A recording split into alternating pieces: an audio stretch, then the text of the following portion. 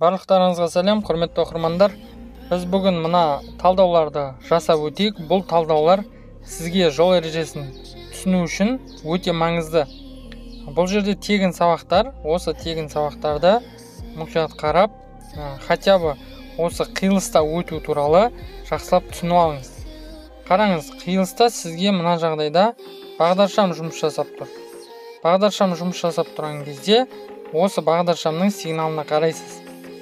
Мына мотоцикл жақта қосымша секциядан жанып тұр. Ал негізгі секцияда қызыл жанып тұр. Яғни ол мотоцикл екінші дәрежелі жолда тұрған болып есептеледі.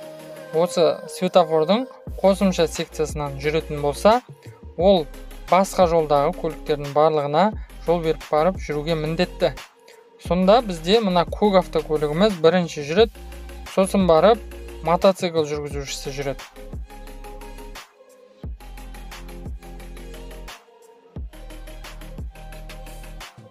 Келесі жағдайды мысал қарастырсақ, мына жағдайда бізде мына үш көлік, мынау осындай жолдар бар, осындай именно 90 градуста қиылысқан емес, осындай басқаша қиылыстар бар. Осындай қиылыстарда көп адам шатасады, осы жерде қалай жүретінін білмей. Бұл жерде ешқандай қиындығы жоқ, кәдімгі 90 градустық қиылыстар ретінде қарайсыз. Міне мысалы 72-ші автобус жүргізушісі басты жолда тұр. Мына қызғылт түсті автокөлік жүргізушісі де басты жолда тұр.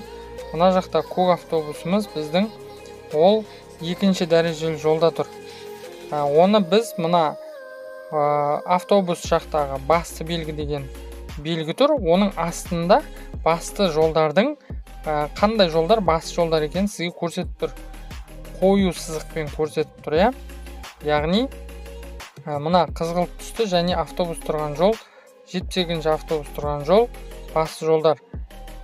Демек, мына жерде соңғы болып мына ұзын автобусымыз өтеді.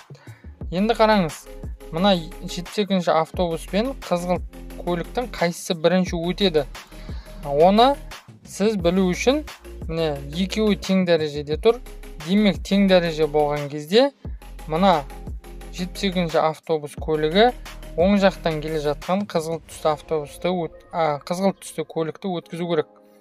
Қызғылт түсті көліктің оң жағында кедергі жоқ.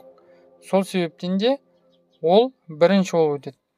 Сосын барып 72-ші автобус жүреді. Одан кейін бізде мына ұзын автобусымыз жүреді.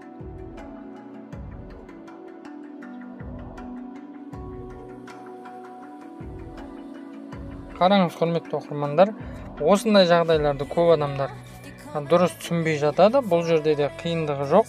Бұл жерде екі трамвай жүрейін деп тұр.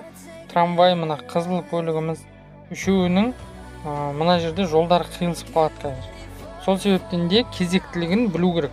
Ал кезектілікті білу үшін міне осы қарапайым қағидаларды түсініп алыңыздар. Трамвай тең дәрежеде басымдыққа ие болады. Енді екі трамвай бұл жерде тең дәреже болып тұр. Демек, оларда да оң жақтан кедергі дегенді, яғни оң жақтан келе жатқан көлікті өткізу керек. Яғни мына жерде мына трамвайымыз біздің тіке жүрейін деп тұрған, мына солға бұрылайын деп тұрған трамвайдың сол жағында. Ал мына солға бұрылайын деп тұрған трамвай біздің тіке жүрейін деп тұрған трамвайдың оң жағында. Яғни кім жол береді? Әрине мына трамвай жол береді. Көлік болса да жол береді. Түсіндіңіз ғой? Енді келесі жағдайды қарасаңыз, бізде мына жолда тұрған көліктер көк көлік және мына сары автокөлігіміз.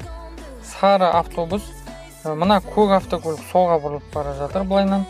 Сары мына жолға түсіп тұр. Енді қызғылт автокөлік әрине ол күту керек. Одан кейін мына жерде оң жақтан кедергі қайсысы? Әрине мына көк автокөлік жүргізушісінің оң жағынан мына автобус тұр. Сол себептен де сол автобус бірінші жүру керек.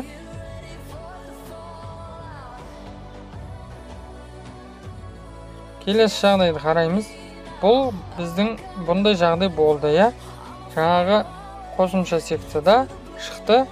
Енді бұл жерде де қиындығы жоқ, ешқандай. Сіздерге мына көк автокөлік ол тұрғын аймақтан шыққандықтан ол жол береді. Бұл жерде ол ешкімге кедергі де келтірмейді. Сол себептен де бұл жерде бізде мына жүк автокөлік бірінші жүреді, оның негізгі секциясында, себебі жасыл жанып тұр.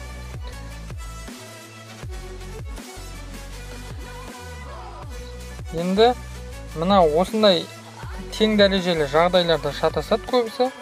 Бұл тең дәрежелі жағдайларда шатасудың қажеті жоқ. Бұл жағдайларда оң жақтан келе жатқан көлікті жібересіз, болды. Мысалы, мына көк автокөлігіміз солға бұрып жатыр. Ал мына қызыл түсті автокөлік оңға бұрып жатыр. Енді оның сол жағында жасыл көлік. Ал мына жасыл көліктің оң жағынан шыға келетін мына қызыл көлік. Демек, қызыл көлікке ол жол беру міндетті. Енді қараңыз, мына жағдайда бізде мына біздің қараңыз 1, 2 деп белгілеп алайық. Мына сары көлігіміз бағытын өзгертпей тіке жүріп жатыр. Мына көлігіміз бізде жолға енді шығайын деп жатыр жолдың шетінен. Ал мына қызыл көлік кері бұрылуды орындағысы келіп тұр. Бұл өте қауіпті жағдай, егер сіз білмесеңіз ережені. Сол себептен де мұқият тыңдап алыңыз. Сары көлігіміз бізде тіке жүріп жатыр. Демек, ол бағытын өзгертпеді. Демек, ол басымдыққа ие болады осы жерде. Ол бірінші өтеді. Одан кейін мына жолға шығатын көлік, жолдағы көліктердің бәріне жол беру керек. Яғни, мына қызыл көлік бұрылып жатыр ма, демек, оған да жол беру керек. Қызыл көлік кері бұрылады, сосын барып ол жолға шығады. Келесі жағдай бізде тас түсу қаупі деген мына ескерту белгісімен орындалып тұр. Бұл жерде ескерту белгісі, міне қараңыз, сізге айтады, мына жерде көк автокөліктің жолында тас түсіп жатыр. Енді кімге жол береді? Әрине, бұл жерде кедергі кімнің жолында, сол көлік жүргізушісі жол береді. Яғни, көк автокөлік жүргізушісі мына жасыл автокөлігіне жол беруге міндетті. Келесі жағдайды қарастырайық. Бұл жерде міне 78-ші автобус мына жерде келесі жолаққа ауыспақшы. Мына жердегі біздің сары түсті көлігіміз ол мына ішкі жолаққа ауысқысы келіп тұр. Енді бұл жерде кім жол беру керек? Әрине, бұл жерде мына бірінші болып сары көлігіміз жүреді, сосын барып автобус. Мен сіздерге осы жағдайды айтып өтейін.